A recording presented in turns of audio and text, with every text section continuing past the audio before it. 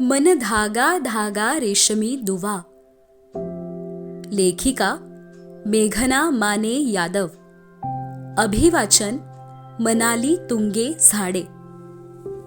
भाग 12. छन से जो टूटे कोई सपना, जग सुना सुना लागे. हे लग्न होणार नाही. घुमत होते शब्द तिच्या कानात, खुपतही होते मनात. थरथर शमली नव्हतीच दोघींच्याही गात्रांची. सांडणाऱ्या अश्रूंसोबत मिठीही घट्ट होतीच. तिच्या बंद डोळ्यांसमोर अजूनही तरळत होता त्याचा चेहरा, दुखावलेला, डोळ्यात अविश्वास. तिच्या निर्णयापुढे हतबलही तेवढाच. आणि तेच कारण रागाच्या उद्रेकाचं. त्याच्या रौद्र आवाजाचे प्रतिध्वनी विलाभर घुमले. घाबरून जिन्यातून खाली धावणाऱ्या रिधिमा अन श्वेता, रागात वर येणारा राजीव. भाई रुको, काय झालं? श्वेताने हात धरून अडवण्याचा प्रयत्न केलाच.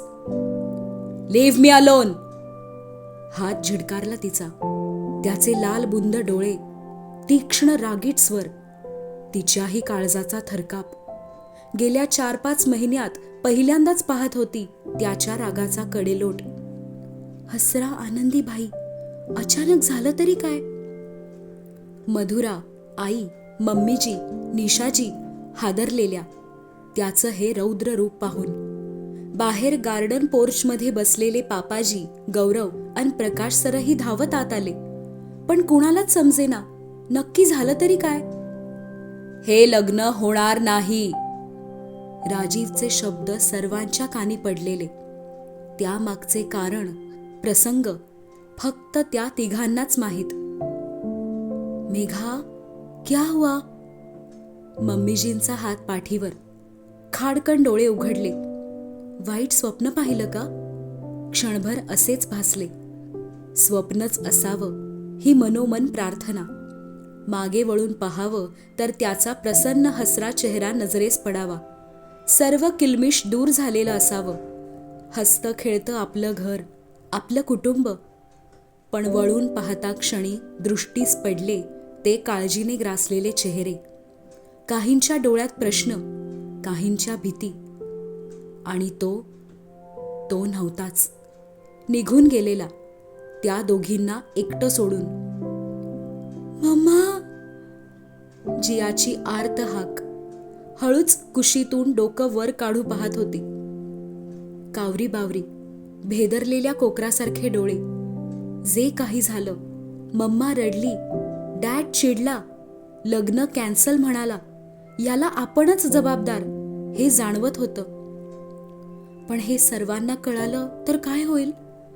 भीतीने पुन्हा डोळे भरून आलेच. Don't worry, everything will be fine.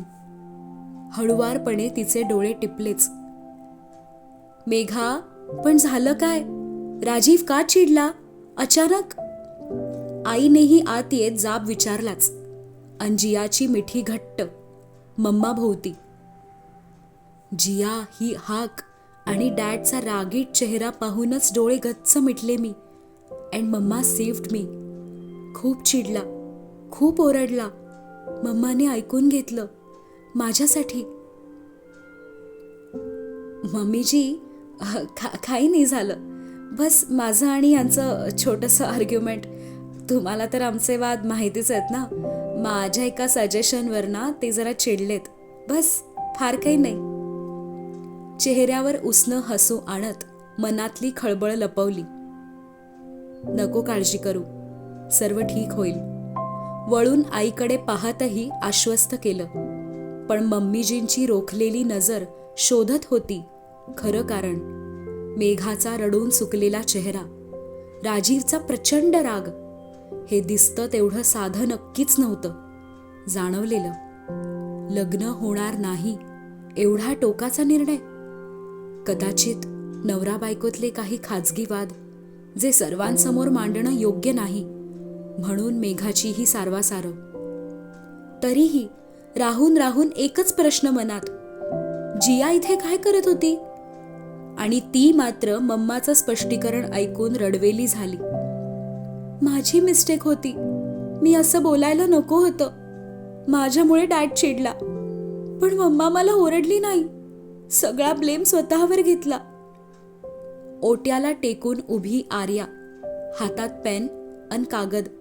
काही क्षणांपूर्वीचा प्रसंग आठवून चिंतेत.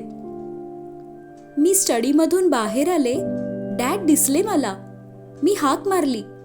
ते थांबले. नॉट नाऊ आयू एवढंच बोलले माझ्याशी. माझ्या केसावरून हात फिरवला. असं वाटलं की डॅड खूप हर्ट झालेत. पण माझ्याशी नॉर्मल बोलले आणि वर निघून गेले. काय झालं? कोण काय बोललं माझ्या डॅडना? Is it mamma? मम्मा भांडली का डॅडशी? ती असंच करते नेहमी. का हर्ट केलं माझ्या डॅडना? रागातच पाहत होती मम्माकडे. मेघा जिया सोबतच किचन बाहेर आली. अजूनही काही नजरांचा सामना. पापाजी, जिजाजी आणि प्रकाश सर. कुणी काहीच नाही बोलले तरी नजरेचे प्रश्न पाठलाग सोडणार नव्हतेच. दुखऱ्या नजरेने सभोवार पाहिलं. तो नव्हता. मेघा, का अपेक्षा ठेवतेस? राजीव का असतील इथे? जे काही झालं त्यानंतर तर. भावना उचंबळून आल्याच, पण सावरलं स्वतःला. 10-15 माणसांच्या गजबजलेल्या घरात एक प्रकारची भयाण शांतता. काही काळापूर्वीचं आनंदी हसरं घर अचानक गप्प झालेलं. आई, निघूया ना? शब्द कसेबसे ओठातून बाहेर पडत होते. मम्मा, मी पण येऊ तुझ्याबरोबर? मिठी मारत जियाच्या डोळ्यात आसवांची गर्दी. हलकेसे हुंदकेही अनही हतबल. राजीवना न विचारता जियाला घरी न्यायचे का? त्यांना आवडेल का? आधीच चिडलेत. राग वाढला तर? पण मग तो राग जियावर निघाला तर?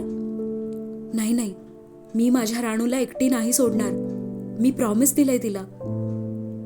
मम्मीजी, नेऊ का राणूला? असंही उद्या संडे आहे ना? राहील माझ्याजवळ एक दिवस. चालेल ना? हे विचारताना घशात कड येत होताच. पुन्हा कधी असं जियासोबत वेळ मिळेल की नाही? काय वाढून ठेवलंय भविष्यात काहीच माहीत नाही. जियाच्या चेहऱ्यावरची भीती, थरथर दादीजींना जाणवत तर होतीच. जे काही घडलंय ते जियाला माहीत असणार. खूपच डिस्टर्ब्ड आहे. पण आत्ता योग्य वेळ नाही. कदाचित मेघासोबत राहून शांत होईल. ठीक आहे, जा मम्मासोबत. दादीजींनी परवानगी देताच काहीच न बोलता मान खाली घालूनच जिया वर निघाली. गालावर ओघळणारे अश्रू पुसतच छोट्याशा सॅकमध्ये 1 दिवसाचे कपडे भरणारी जिया. घडलेला प्रसंग आठवून रडू येतच होतं. मी असं गेले तर डॅडला राग येईल का? दरवेळी मम्माकडे जाताना मी डॅडची परमिशन घेते. आज फर्स्ट टाइम त्याला न विचारता जायचं का? जिया, काय झालं? डॅड का चिडलेत? मम्मा का रडली? सांग मला. आर्या धावतच रूममध्ये शिरली. हे सर्व काय सुरू आहे याचा छडा लावणे तिच्यासाठी महत्वाचे. सॉरी आर्या, एवढंच बोलून हमसून हमसून रडू लागली. आर्या ही भांबावली. कधीतरी मुसू करणारी जिया एवढे हुंदके देऊन रडते. कसे समजवायचे कळेना आर्याला. जिया, प्लीज रडू नको. मिठीत घट्ट धरून ठेवतच तिच्या पाठीवरून हात फिरवत राहिली. पण जियाचं सॉरी आर्या असं म्हणणं काही थांबेना. अन आर्या बुचकाळ्यात पडली की नक्की हे सॉरी कशासाठी? जियाने काही चूक केली का? निघण्यापूर्वी मोठ्यांचा आशीर्वाद घेतलाच. मन भरून येत होतच. पुन्हा कधी भेटू सर्वांना? अनिश्चितता मनात. प्रकाश सरांच्या पाया पडताना गलबलून आलेच दोघांनाही. तिच्या त्याच्या नात्याचा पाया रचणारे, या नात्याचा प्रवास पाहणारे मेघा, राजीव एकमेकांसाठीच आहेत हा दृढ विश्वास असणारे प्रकाश सर. अन आज त्यांच्या समोरच नात्याची वीण उसवत होती. ज्या लग्नासाठी जीवाचा आटापिटा त्यांनी केलेला, एका क्षणात राजीवने ते मोडून टाकले. काय आशीर्वाद द्यायचा मेघाला? I still believe in destiny. तिच्या डोक्यावर हात ठेवत ते एवढंच म्हणाले आणि तिने अश्रू बंद पापण्यांआड लपवले. जियाची वाट पाहत लिव्हिंग रूम मधोमध उभी ती, नजर मात्र चहूकडे, डोळे भरून पाहत होती घराला. कदाचित हे शेवटचं पाहते. तो झोपाळा, हातात हात घेऊन म्हटलेलं गाणं, ती सेटी, आमच्या दोघांची आवडती जागा गप्पांसाठी, ते किचन. राजीव, आठवले ते गोड अपघात, डायनिंगवर सर्वांसोबत घालवलेला वेळ, गप्पा अन हसणे, जिलेबी खात नजरेच्या गुजगोष्टी, ती जिन्याखालची जागा आपल्या सिंबाची, त्याचे लाड अन लळा, ती स्टडी रूम, आपल्या फिलॉसॉफिकल गप्पा आणि सेरेंडिपिटी, या आणि अशाच खूप साऱ्या आठवणी. जेमतेम 2 महिन्यांचा सहवास या वास्तूचा, मोजके शनिवार रविवारच तर इथे घालवले, तरीही अगणित आठवणी. का जमवल्या मेघा? का? हे घर आता माझं नाही. अन सिंबा पायात घुटमळलाच. त्यालाही जाणवत होतं बिनसलंय काहीतरी. त्याची मम्मा आज नेहमीसारखी हसरी आनंदी नाही. गुडघ्यावर बसत त्यालाही जवळ घेतलं, कुरवाळलं. नीट राहा, जास्त मस्ती करू नको, पावसात जाऊ नको, मी येई. वाक्य अर्धवटच सोडलं. कशी येणार ती? का येणार ती? जिया बॅग घेऊन आलेली. आई, वहिनी, अर्जुन सर्वांचा निरोप घेत होते. आर्या, चला निघायचं? दादीजींजवळ उभ्या आर्याला मेघाने बोलावलं. मी येणार नाही. आर्याचं काहीसं रागातच उत्तर, अन मेघा घाबरली. आर्याला काय झालं? ही अशी का बोलते आहे? आर्या, जिया आपल्याकडे येते, आपण घरी जायचंय. काहीसं जरबेतच मेघाचं बोलणं. तू जियाला घेऊन जा, मी इथेच राहणार. आर्या ही ठाम तिच्या मतावर. आर्या, तडतड चालत जवळ जाऊन हात धरलाच, पण तिनेही जोर लावून सोडवलाच. Mamma, I am not living my dad alone. मी त्यांच्या सोबतच राहणार. मेघाला निक्षून सांगत दादीजींचा हात धरला. जियालाही वाईट वाटलेच. ॲक्च्युली मी इथे थांबायला हवं, पण भीती वाटते डॅडची. मला मम्माच हवी आहे.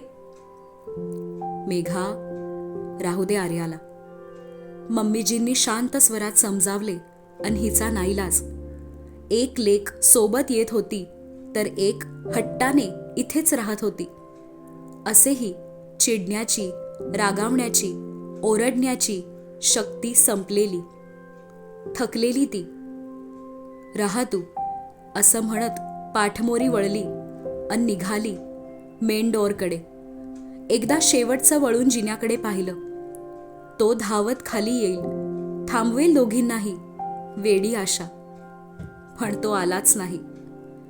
उंबरा ओलांडून बाहेर पाऊल टाकताना भडभडून आलंच अन मम्मीजींना घट्ट मिठी. पहिल्यांदा आली तेव्हा ओवाळून स्वागत केलेलं, अन आज उद्विग्न अवस्थेत निरोप घेणं. मातारानी सब ठीक कर देगी, चिंता ना कर. पाठीवर हात फिरवत तिला शांत केलेच. ड्रायव्हिंग सीटवर बसताना तिने एकदा शेवटचं वर पाहिलं. सर्व खिडक्यांवरून नजर फिरवली.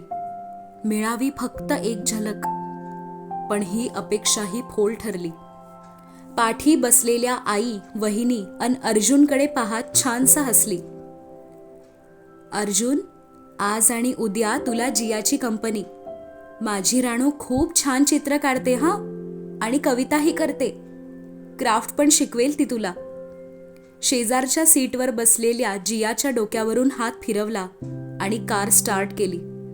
वहिनी अन आई एकमेकींकडे पाहत अचंबित, हे एवढं सगळं होऊनही मेघा शांत कशी?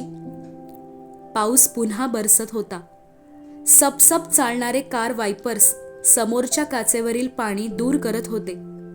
तरीही रस्ता अस्पष्टच अंधुक. वायपर्सची सोय डोळ्यात नसते ना. ते येतात वारंवार भरून. अश्रू हळूच ओघळत राहतात गालांवर.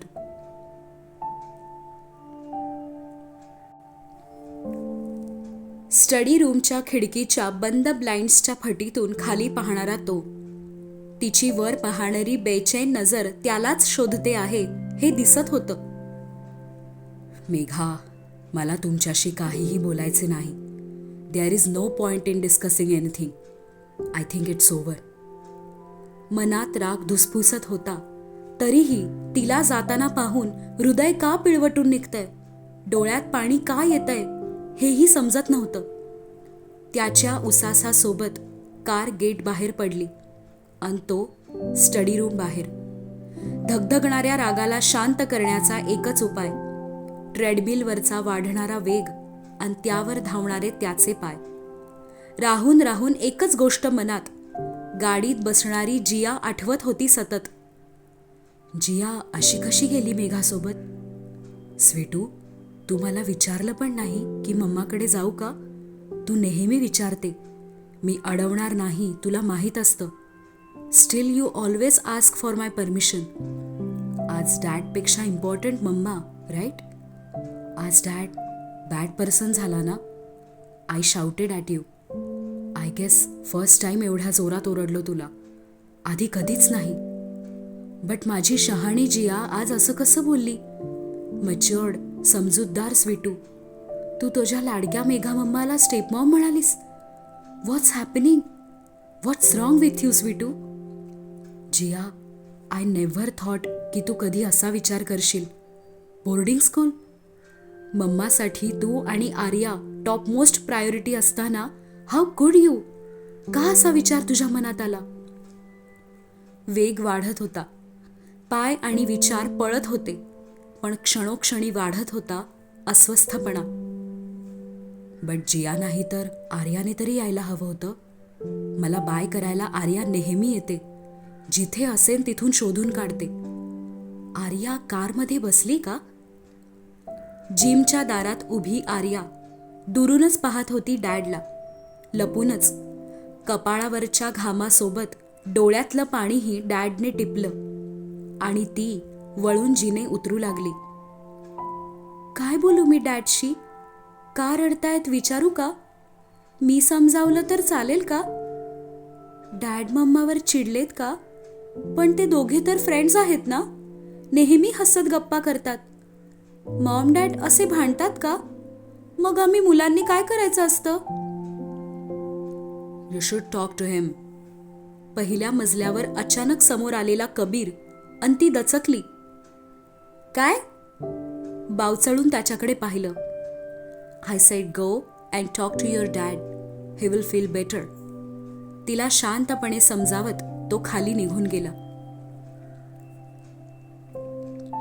मेघासोबत जिया आली आहे पण आर्या नाही. हे पाहून बाबांना आश्चर्य तर वाटलंच, पण आनंदाने तिला जवळही घेतलंच. आई आणि मधुराचा काहीसा गंभीर चेहरा पाहून नक्कीच काहीतरी घडलंय ही शंका मनात आली. मेघाचं अचानक उत्साहात बोलणं जिया आर्याबद्दल. आज जियाला मम्माजवळ राहायचं होतं आणि आर्या म्हणाली आज दादाजी दादीजींजवळ राहणार. मग काय, तिला तिथेच राहू दिलं आणि राणू आली आपल्याकडे. वरवर खुश होत बाबांशी बोलताना ती हे मात्र विसरली की ते बाबा आहेत. तिच्या रडलेल्या डोळ्यांच्या पापण्यांचा जडपणा बाबांच्या नजरेतून सुटेल का? अन बोलण्यात त्याचा एकदाही न केलेला उल्लेख, हसऱ्या चेहऱ्यापाठी लपवलेलं दुःख, नक्कीच राजीव. उशीर झालेलाच अन राधाताईंनी पटापट ताट वाढायला घेतली. नाचणीचा पापडही तळलाच, खास जियासाठी. ताट समोर होते तरी फक्त पाहत होती पदार्थांकडे. घास उचलावासा वाटत नव्हता. डॅड जेवला असेल का? तो जेव्हा जेव्हा खूप चिडतो जेवत नाही. तसाच बसून राहतो. आज माझ्यामुळे डॅड जेवणार नाही ना? अगं काय झालं राणू? चला, आज राणूला मम्मा भरवणार. खूप दिवसात नाहीच भरवलं ना? आपण एकाच ताटात जेवूया हां. मंद हसत पोळी भाजीचा घास तिच्या ओठांजवळ नेला. थरथरणारे ओठ उघडून घास आत घेताना, मम्मा कशी इतकी नॉर्मल आहे? माझ्यामुळे मम्मा डॅडचं भांडण झालं. मम्मा मला का ओरडत नाही? हा प्रश्न पडलाच. जियाला पोटभर जेवू घालणारी ती स्वतःच्या जेवणाकडे लक्ष शून्य. घसा अडवलेला आवंढ्याने की घास खाली उतरावाच कसा. आई पाहत होती आपल्या लेकीचं उसनं हसू, अति गप्पा, जियाला रमवण्यासाठी स्वतःचं दुःख ठेवलेलं बाजूला. जियाची काळजी घेणारही अन मेघासाठी तिळ तिळ तुटणारही काळीच आईचंच. डिनर झाला की मी डॅडशी बोलणार आहे. मघाशी गेलेले तर बेडरूमचं दार बंद होतं. आता येतीलच खाली. काव्या आणि रिधिमा बुवाशी गप्पा करत आर्याचे डोळे जिन्याकडे लागलेले.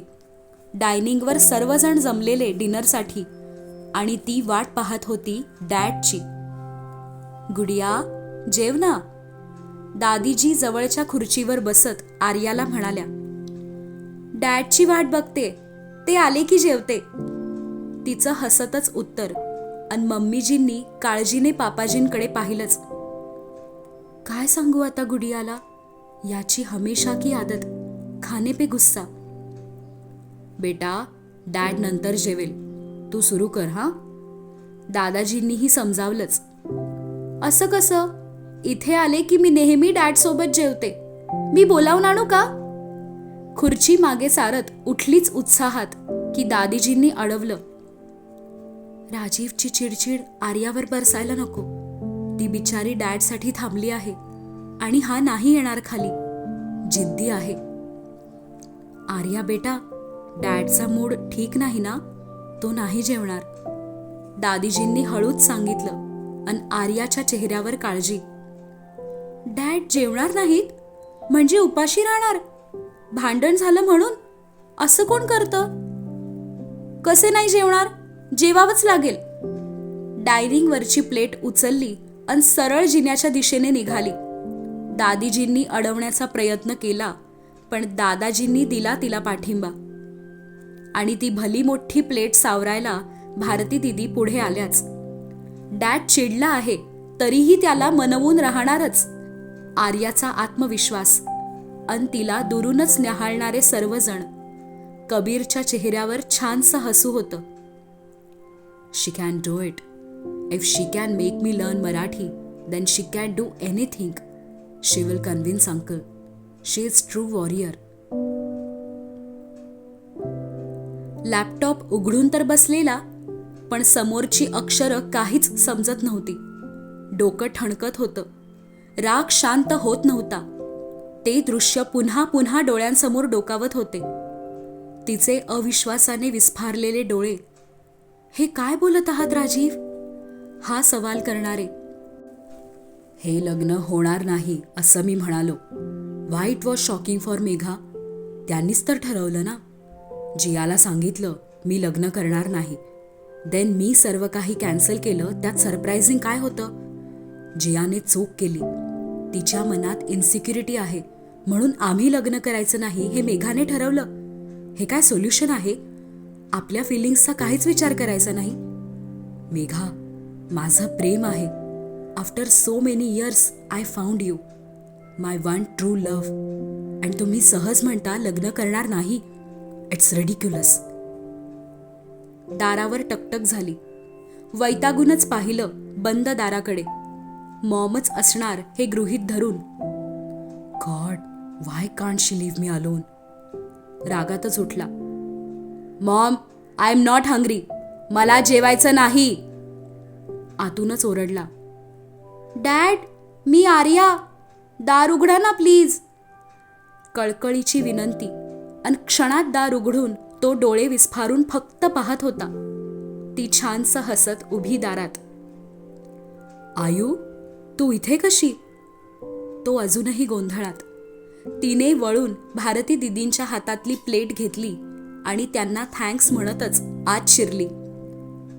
डॅड, आजी मला म्हणते, आर्या, चिडायचं रागवायचं असेल तर आधी जेवून घे.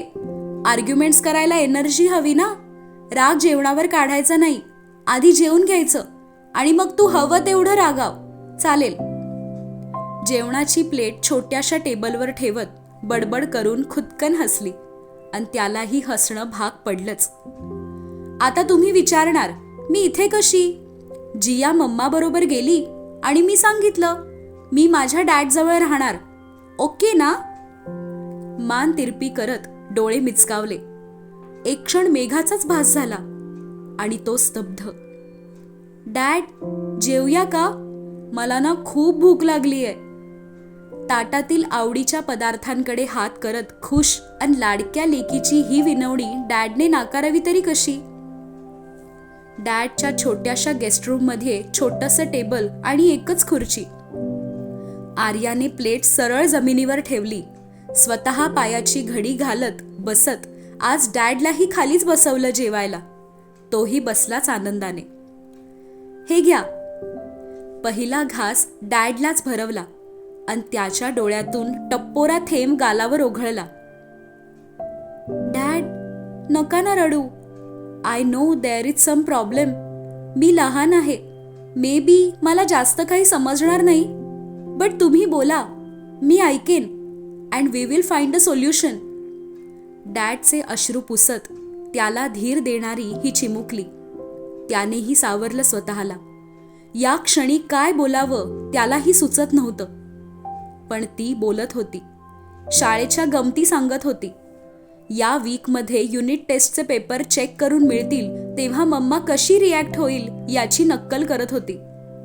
कबीर बरोबर शिकलेली रोबोटिक्सच्या काही गोष्टी सांगत होती.